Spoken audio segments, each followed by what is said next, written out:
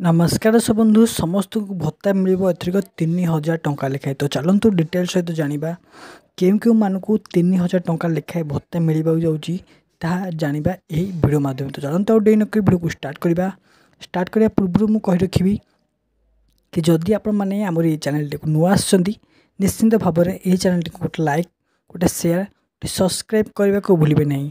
तो आपण मैंने तो निश्चिंत भाव जानते कि आगु एवं जो लोक मैंने भत्ता पाते 500 ରୁ 1000 टंका लेखाएं थिला किंतु एबे राज्य सरकार यह बढ़ई 3000 टंकार पहुँचाई। क्यों मानक मिल ना जो मैंने 60 वर्ष ऊर्ध्व अच्छा से 1000 टंका मिल आउ जो मैंने 80 वर्ष ऊर्ध्व अटंती से 3000 टंका लेखाएं भत्ता मिले राज्य सरकार प्रतिश्रुति देते लागू हो सारी।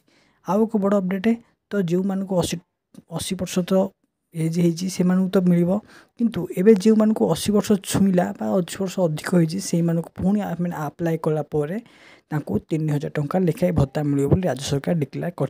चलते आज भिडियो ये देखा अन्य भिडियो जय जगन्नाथ।